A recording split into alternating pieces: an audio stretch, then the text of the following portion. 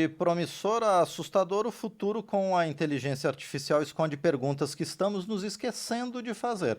Quem vai tentar ajudar a responder um pouco dessas questões é a jornalista e consultora legislativa Beth Veloso, que está conosco toda semana no Papo de Futuro. Oi, Beth, tudo bem com você?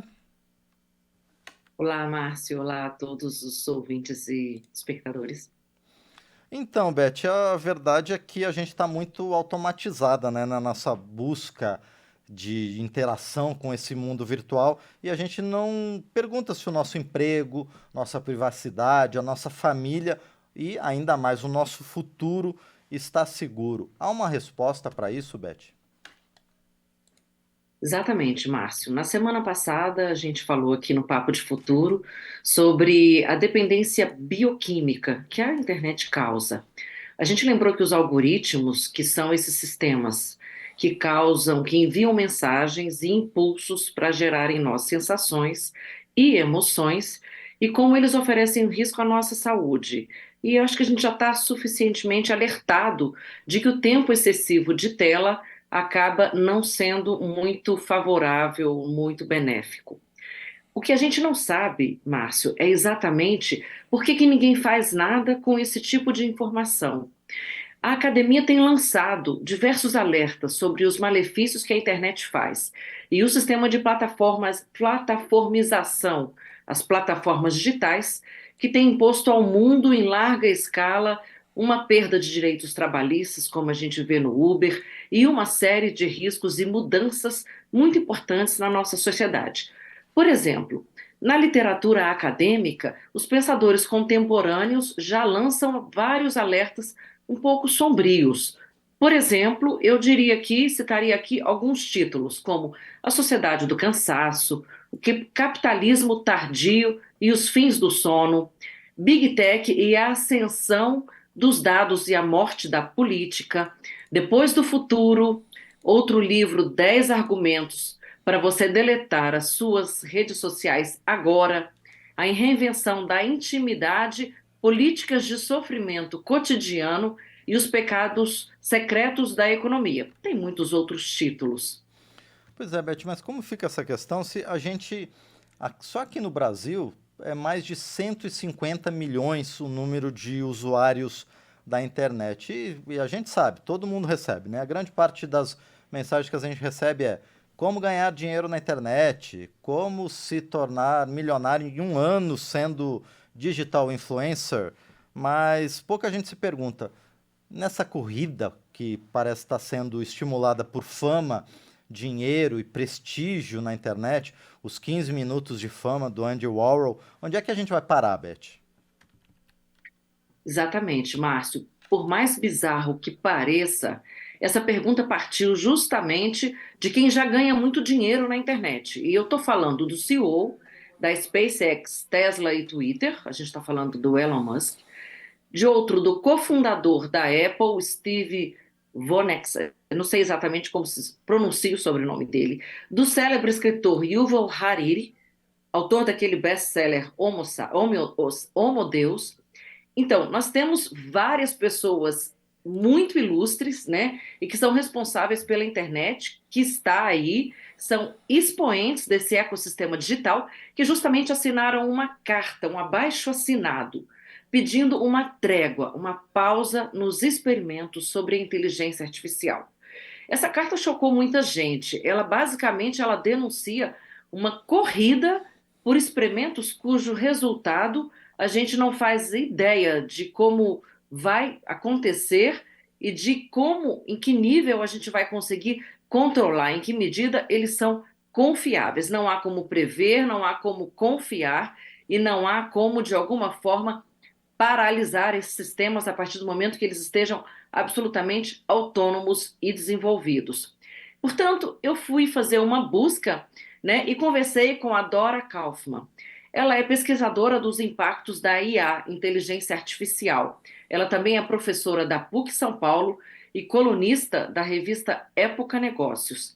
E para entender por que tanto medo e tanto medo que parte de quem está exatamente no topo dessa pirâmide do ecossistema digital, a gente adora, me trouxe informações que diz exatamente o seguinte: a inteligência artificial ainda é um problema, e é um problema futuro, ainda que próximo? Essa foi a pergunta que eu fiz para ela, mas ouçam a resposta que a Dora me deu. A inteligência artificial faz pelo menos uma década que ela saiu dos filmes de ficção científica e ela está na nossa vida cotidiana. Ela que está por trás das plataformas como Google, Facebook, Spotify, Netflix, Waze, Airbnb, Uber. O que faz essas plataformas funcionarem da maneira como elas funcionam são os sistemas de inteligência artificial. Por isso é muito importante que todo cidadão do século XXI adquira alguma noção, pelo menos, do funcionamento dessa tecnologia. Exatamente, Márcio. A ideia de que a inteligência artificial já controla nossas vidas não nos parece nada estranha, na verdade. E como diz a Dora Kaufman, isso não é mais ficção científica. Olha como isso é potente.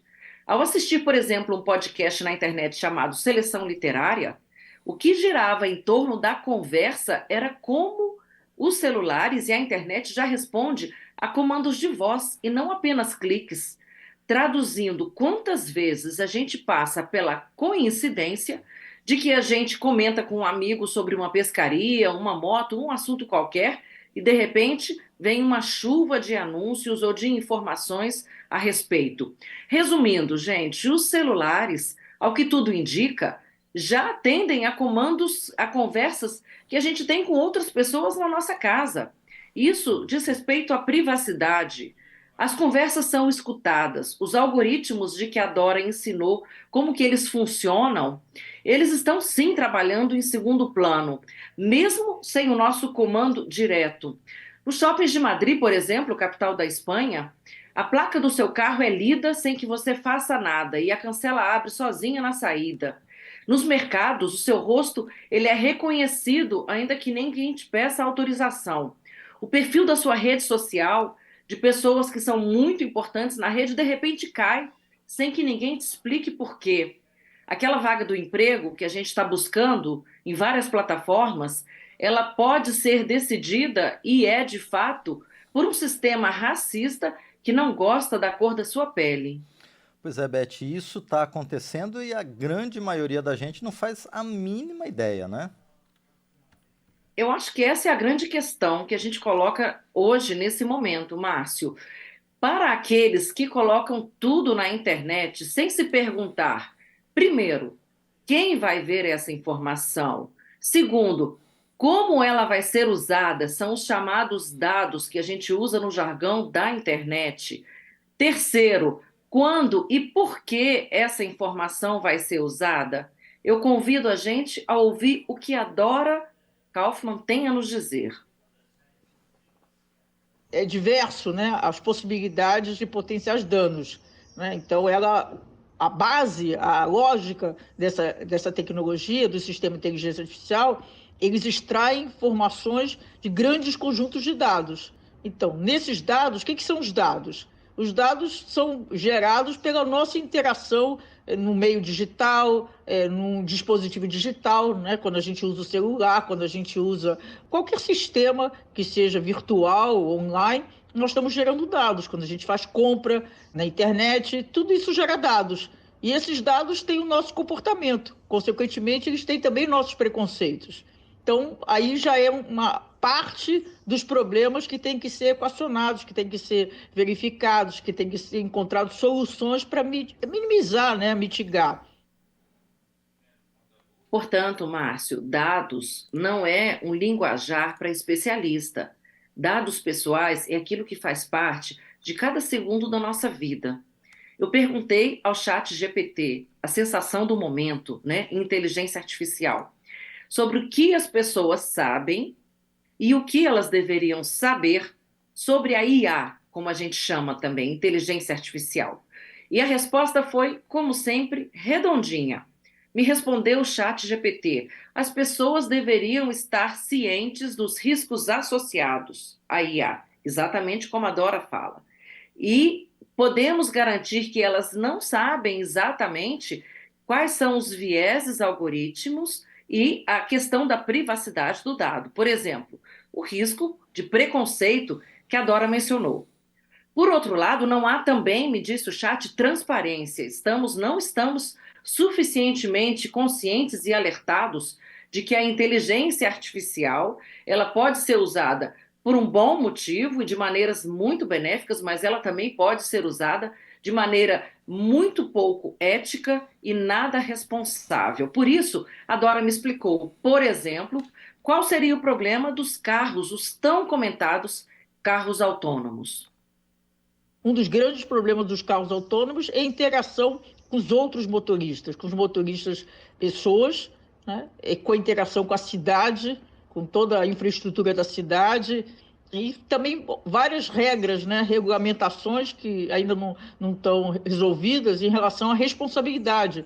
Se tiver algum acidente com o carro autônomo, quem é o responsável? É quem fez o carro, quem estava dirigindo, quem alugou o carro, em suma. São várias as questões que podem resultar em potenciais danos no uso da inteligência artificial. Mas, volto a dizer, os benefícios são extraordinários. Caso contrário, nós não estaríamos nem conversando sobre esse assunto. Exatamente, não há o que questionar. Eu até estava comentando com um amigo, não há como questionar os benefícios. Outra coisa que a Dora comentou, não há como falar em inteligência artificial sem o humano. A inteligência artificial nunca vai seguir sem que tenha por trás uma pessoa. No entanto, a gente tem que avaliar os impactos hoje, né? Na Espanha, por exemplo, as máquinas já roubam o lugar dos caixas de supermercado. No Japão, me disse Dora, os robôs já cuidam das pessoas e entretêm os idosos nas casas de repouso. Os assistentes virtuais são justamente as orelhas que escutam pelas paredes. E o preço que estamos pagando por essas facilidades, é exatamente esse o termo que usam, né, dos aplicativos, talvez seja muito caro e a gente não saiba responder. Por exemplo, eu estava ouvindo um outro podcast sobre a questão do trabalho e não é difícil perceber que os motoristas de aplicativo, por exemplo, hoje trabalham o dobro e ganham a metade do que ganhavam antes da pandemia. É uma força de trabalho, por exemplo, que está altamente impactada pelo fenômeno da expoliação. Em outras palavras, violência e privação de direitos. E, Beth, esse documento, essa carta que faz esse alerta contra sistemas como o chat GPT, qual é o recado desse documento? Márcio, para mim, o recado desses bilionários da internet, ele é bastante claro. Os sistemas artificiais de inteligência são competidores da raça humana. Além do desemprego em massa, como já se vê, inclusive, vale lembrar, na indústria do Vale do Silício, que dispensou mais de 300 mil trabalhadores só no último ano. E esses sistemas podem gerar, claro, dramáticas perturbações econômicas e políticas, especialmente para a democracia, como ciberataques de desinformação, e esses são termos literais, numa tradução livre da carta escrita desse abaixo-assinado, desse manifesto. E o que os governos e as empresas estão fazendo a respeito? Essa é a grande questão, pois o papel das empresas é se manter e serem lucrativas, e o papel dos governos e da sociedade é proteger o interesse público. Portanto, a resposta nesse momento, que eu diria, uma resposta, claro, muito simplificada, é muito pouco e muito menos ainda quando a gente fala, Márcio, na necessidade de educar bilhões de usuários da rede para entender que a IA ela não serve apenas para criar avatares, carinhas bonitas, brincadeiras, memes, ou mesmo a inteligência artificial que hoje faz voz, sons, áudios sintetizados, vozes humanas sintetizadas, imagens sintetizadas, vídeos que são justamente uma criação completamente nova e independente de uma pessoa. A gente discute, por exemplo, como vão ficar as provas judiciais a partir de tanta inteligência artificial. E a gente está vendo que, a exemplo dos carros autônomos, a gente pode, inclusive, ter uma ameaça concreta e real à vida humana. Portanto, eu gostaria de lembrar que no Senado nós temos, por exemplo, uma grande discussão que já passou pela Câmara, né, na forma de um substitutivo que já está lá com mais de 40 artigos, para discutir premissas, diretrizes, sobretudo o impacto que a inteligência artificial vai ter na regulação no Brasil. E eu convido os ouvintes a verem o projeto de lei 21 do ano 2000 do deputado Eduardo Bismarck, que já foi amplamente alterado por uma comissão de juristas que analisou essa questão. Ou seja, Beth, como é que a gente vai seguir nesse caminho da internet que parece ter muitas perguntas, mas poucas respostas? A educação é um processo necessário dentro disso, nas escolas, nas redes, na sociedade em geral, é isso, Beth? É isso, Márcio. A imprensa também tem um papel fundamental, além desses atores que você mencionou. E é exatamente isso que nós estamos fazendo aqui: é colocar a mídia, a imprensa, a comunicação de massa, a comunicação tradicional, a internet, para a gente discutir, porque afinal de contas, Márcio, é uma mudança paradigmática fenomenal na vida hoje e na vida algum tempo atrás. Por quê? Nós passamos das máquinas que agiam fora do corpo e da mente para o que a gente chama hoje de bioinfomáquina, a máquina que está internalizada, a máquina do controle. E isso quem fala é o filósofo italiano Franco Berardi, no livro Depois do Futuro. O que vem depois do futuro parece ser o que ele chama de iluminismo obscuro. Agora eu venho para aquela parte filosófica do papo de futuro, para a gente realmente pensar um pouquinho além da caixinha, né? Ou seja, esse iluminismo obscuro seria, a grosso modo, uma desordem mental baseada numa impotência, no autodesprezo e no individualismo desenfreado. Alguém aqui da geração Z ou da geração do milênio, que é depois de 2000, se reconhece nessa fala como uma geração precarizada, altamente conectada, e eu acrescentaria aqui, por minha conta e risco, altamente desinformada. Por isso, né, como dizem os espanhóis, que eu citei bastante nesse papo de futuro de hoje, já veremos. A ver, Beth, a ver.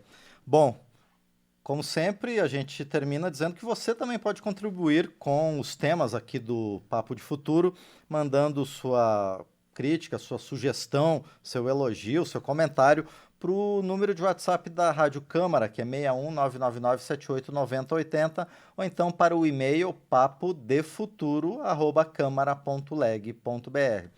E a gente continua acompanhando essas questões, essas perguntas sem respostas ao longo de todas as edições do Papo de Futuro daqui para frente. Por enquanto, eu agradeço mais uma vez, Beth. Desejo a você uma boa semana e a gente se encontra na próxima semana. Um grande abraço. E eu que agradeço e desejo uma semana muito iluminada.